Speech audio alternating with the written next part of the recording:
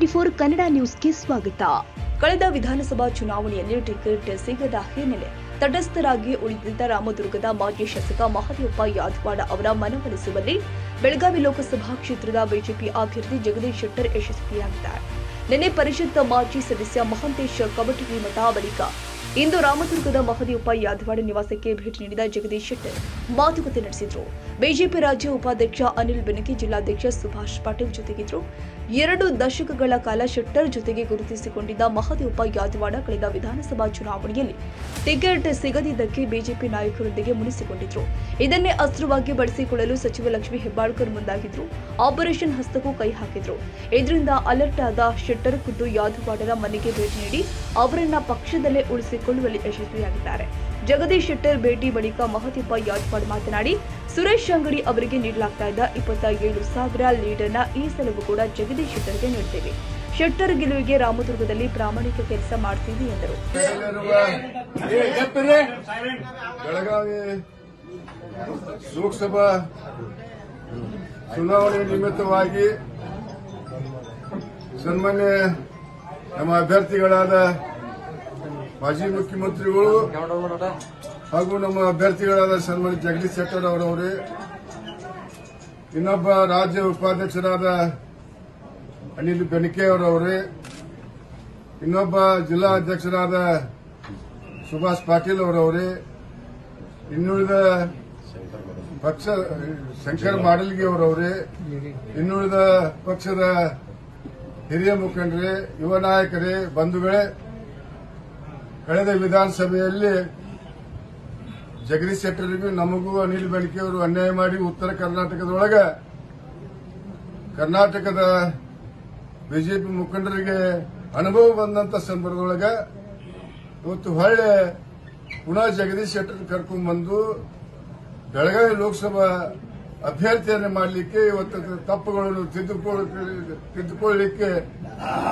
ರಾಜ್ಯದ ನಾಯಕರು ಸಾಕಷ್ಟು ಪ್ರಾಮಾಣಿಕ ಪ್ರಯತ್ನ ಮಾಡಿ ಮತ್ತೆ ಜಗದೀಶ್ ಶೆಟ್ಟರ್ ಕಣಕ್ಕಿಳಿಸಿದಂತ ಸಂದರ್ಭದೊಳಗೆ ನಾವು ಬೆಳಗಾವಿ ಲೋಕಸಭಾ ಸಂಸತ್ ಸದಸ್ಯರು 4 ಬಾರಿ ಸುರೇಶ್ ಅಂಗಡಿ ಅವರು ಆಯ್ಕೆಯಾಗಿ ನಮ್ಮ ಜಿಲ್ಲೆ ಇರತಕ್ಕಂಥ ಭಾರತೀಯ ಜನತಾ ಪಕ್ಷದ ಹಿಡಿತವನ್ನು ನಾವು ಪ್ರಾಮಾಣಿಕ ಪ್ರಯತ್ನ ಮಾಡಿ ಕೇಸೆ ಬರುವಂತಹ ದಿನಮಾನದಲ್ಲಿ ಸುರೇಶ್ ಅಂಗಡಿ ಅವರಿಗೆ 27,000 ಮತಗಳನ್ನು ಕೊಟ್ಟು ಪ್ರಚಂಡ ಬಹುಮತ ಆಯ್ಕೆ ಮಾಡಿ ಕಳಿಸಿದ್ವು. ಆ ಸಂದರ್ಭದೊಳಗೆ ಇವತ್ತು ಜಗದೀಶ್ ಶೆಟ್ಟರ್ ಮಾಜಿ ಮುಖ್ಯಮಂತ್ರಿಗಳು ನಮ್ಮ ಅಭ್ಯರ್ಥಿಗಳಾದ 30,000 ಲೀಡ್ ಕೊಡಲಿಕ್ಕೆ ನಾವು ಪ್ರಾಮಾಣಿಕ ಪ್ರಯತ್ನ ಮಾಡುವಂತ ಕೆಲಸ ನಾವು ಮಾಡಿದ್ವಿ. ಈಗಾಗಲೇ ಇಲ್ಲಿ ಇರತಕ್ಕಂಥ ಸಮಸ್ಯೆಗಳನ್ನು, ನ್ಯೂನತೆಗಳನ್ನು ನಾವು ಕುಂತು ಬಗೆಹರಿಸಿಕೊಳ್ಳಲಿಕ್ಕೆ ನಾವು ಪ್ರಾಮಾಣಿಕ ಪ್ರಯತ್ನ ಮಾಡುವಂತ ಕೆಲಸ ಮಾಡಬೇಕು.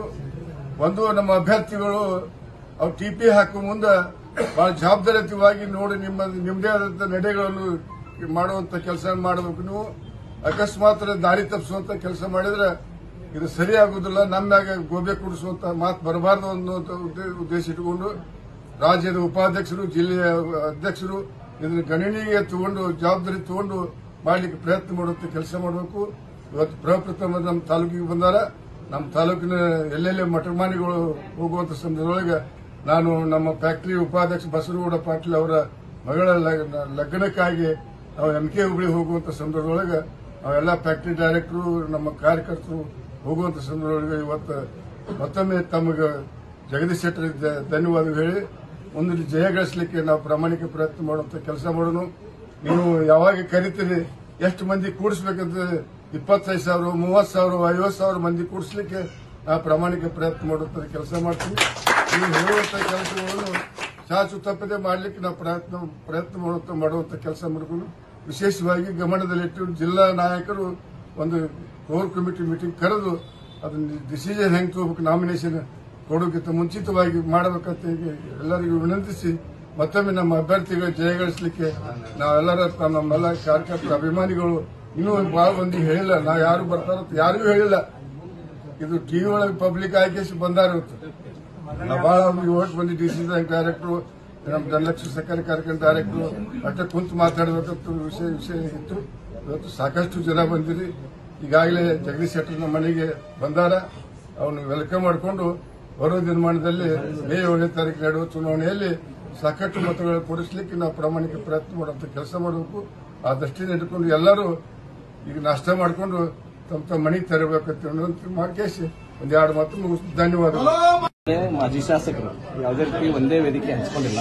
ಅವರವರಲ್ಲಿ ಭಿನ್ನಾಭಿಪ್ರಾಯ ಇದೆಯೋ ಅಥವಾ ಅದನ್ನ ಶಮನ ಮಾಡಕ್ಕೆ ನೀವು ಇಲ್ಲಿಗೆ ಬಂದಿದ್ರು? ಒಂದು ಈ ಪಾರ್ಲಿಮೆಂಟರಿ ಚುನಾವಣೆ ಪ್ರಚಾರ ಪ್ರಾರಂಭ ಆಗಿದೆ.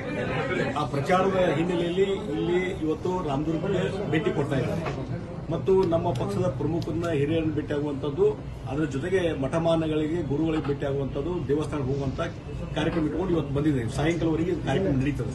ಆ ಹಿನ್ನೆಲೆಯಲ್ಲಿ ಇವತ್ತು ನಮ್ಮ ಮಾಜಿ ಶಾಸಕರು ಮತ್ತು ಈ ಭಾಗದ ಹಿರಿಯ ಮುಖಂಡರು ಮತ್ತು ಈ ಭಾಗದ ಅಭಿವೃದ್ಧಿಗೆ ಒತ್ತು ಕೊಟ್ಟಂತ ಮಹದೇವಪ್ಪ ಯಾದವ್ ಅವರು ಅವ್ರಿಗೆ ಇವತ್ತು ಭೇಟಿಯಾಗಿ ಈ ಒಂದು ಚುನಾವಣಾ ಪ್ರಚಾರದಲ್ಲಿ ಸಕ್ರಿಯವಾಗಿ ಭಾಗವಹಿಸಬೇಕಂತೇಳಿ ಈಗಾಗಲೇ ಟೆಲಿಫೋನ್ ಮುಖಾಂತರ ನಾನು ಮಾತಾಡಿದ್ದೆ ಹಗಲಲ್ಲಿ.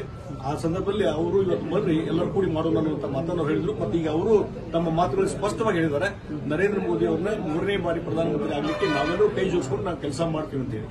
ಮತ್ತು ಮಲ್ಲಣ್ಣ ಯಾದವ್ ಜೊತೆ ನಾನು ಈಗಾಗಲೇ ಫೋನ್ ಮುಖಾಂತರ ಹಲವಾರು ಬಾರಿ ಮಾತಾಡಿದ್ದೇನೆ. ನಮ್ಮ ಸಂಪರ್ಕದಲ್ಲಿದ್ದಾರೆ.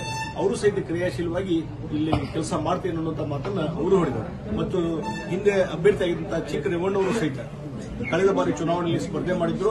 ಅವರಿಗೆ ಫ್ರಮ್ ಬಿಗಿನಿಂಗ್ ಯಾವಾಗ ನಾನು ಅಭ್ಯರ್ಥಿ ಆಗಿದೆ ಅಲ್ಲಿಂದ ಸತತವಾಗಿ ಅವ್ರ ಸಂಪರ್ಕದಲ್ಲಿದ್ದು ಫೋನ್ ಮುಖಾಂತರ ಮಾತಾಡಿಕೊಂಡು ಅವ್ರ ಜೊತೆ ಇಲ್ಲಿಯ ಲೋಕಸಭಾ ಚುನಾವಣೆಯಲ್ಲಿ ಸಕ್ರಿಯವಾಗಿ ಭಾಗವಹಿಸಬೇಕು ಅನ್ನುವಂಥ ಮಾತನ್ನು ಹೇಳಿದಾಗ ಅವರು ಹೇಳಿದ್ರು, ಹಿಂದಿನ ಚುನಾವಣಾ ಫಲಿತಾಂಶ ಏನೇ ಆಗಲಿ ಇವತ್ತು ಲೋಕಸಭಾ ಚುನಾವಣೆ ಮಹತ್ವದ್ದು ಮತ್ತು ನರೇಂದ್ರ ಮೋದಿ ಅವರನ್ನು ಮತ್ತೊಂದು ಸಲ ಪ್ರಧಾನಮಂತ್ರಿ ಮಾಡುವುದು ನಮ್ಮೆಲ್ಲರ ಒಂದು ಕರ್ತವ್ಯ. ಅದಕ್ಕಾಗಿ ಈ ಚುನಾವಣೆಯಲ್ಲಿ ನಾನು ಬಂದು ಪಾರ್ಟಿಸಿಪೇಟ್ ಮಾಡ್ತೀನಿ. ಸ್ವಲ್ಪ ಆರೋಗ್ಯದ ಸಮಸ್ಯೆ ಇದೆ, ಅದಾದ್ಮೇಲೆ ಇಂಪ್ರೂವ್ಮೆಂಟ್ ಆದ್ಮೇಲೆ ನಾನು ಸಕ್ರಿಯವಾಗಿ ಈ ಚುನಾವಣೆಯಲ್ಲಿ ಭಾಗವಹಿಸ್ತೀನಿ. ನಮ್ಮ ಕೂಡಿದಂತ ಎಲ್ಲ ಅಭಿಮಾನಿಗಳಿದ್ದಾರೆ, ಅವರು ಸಹಿತ ಈ ಚುನಾವಣೆಯಲ್ಲಿ ಸಕ್ರಿಯವಾಗಿ ಭಾಗವಹಿಸ್ತಾರೆ. ಎಲ್ಲರೂ ಕೂಡ್ಕೊಂಡು ಇವತ್ತು ಮಹದೇವಪ್ಪ ಯಾದವ್ ಅವರು, ಚಿಕ್ಕ ರೇವಣ್ಣವರು ಮತ್ತು ಮಲ್ಲಣ್ಣ ಯಾದವ್ ಮತ್ತು ಇನ್ನಿತರ ಎಲ್ಲ ಪದಾಧಿಕಾರಿಗಳು ಸಹಿತ ಇವತ್ತು ಇಲ್ಲಿ ಭಾಗವಹಿಸಿ ಈ ಒಂದು ಚುನಾವಣೆಯಿಂದ ಯಶಸ್ವಿಯಾಗಿ ನಾವು ಜಯಶಾಲಿಯಾಗಿ ಮುಂದೆ ಬರ್ತೀವಿ. ಸರ್, ಚಿಕ್ಕರೇವಣ್ಣ ಅವರು ಸೋತ ಮೇಲೆ ರಾಮದುರ್ಗ ಬಂದಿಲ್ಲ ಅನ್ನೋ ಮಾತಿದೆ, ಇದಕ್ಕೆ ನೀವೇನು ಹೇಳ್ತೀರಿ? ಅವ್ರ ಜೊತೆ ಮಾತಾಡಿದ್ದೀನಿ. ಅವ್ರಿಗೆ ಸ್ವಲ್ಪ ಆರೋಗ್ಯದ ಸಮಸ್ಯೆ ಇದ್ದರಿಂದ ಬರ್ಲಿಕ್ಕೆ ಆಗಿಲ್ಲ ಅಂತ ನನಗೂ ಹೇಳಿದ್ರು. ಅವರು ಇನ್ನು ಮುಂದೆ ಈ ಚುನಾವಣೆಯಲ್ಲಿ ಸಕ್ರಿಯವಾಗಿ ಭಾಗವಹಿಸ್ತಾರೆ. ಮಹದೇವಪ್ಪ ಯಾದವಾಡ ನಿವಾಸದಲ್ಲಿ ಶೆಟ್ಟರ್ ಉಪಹಾರ ಸಿಡಿಸಿದ್ರು. ಮಲ್ಲಣ್ಣ ಯಾದವಾಡ ಸೇರಿ ಮತ್ತಿತರರು ಉಪಸ್ಥಿತರಿದ್ದರು. ತಾಜಾ ಸುದ್ದಿಗಾಗಿ ಟಿವಿ 24 ನ್ಯೂಸ್ಗೆ ಸಬ್ಸ್ಕ್ರೈಬ್ ಮಾಡಿ ಮತ್ತು ಬೆಲ್ ಐಕಾನ್ ಒತ್ತಿ ತಪ್ಪದೇ ಲಿಂಕ್ ಶೇರ್ ಮಾಡಿ.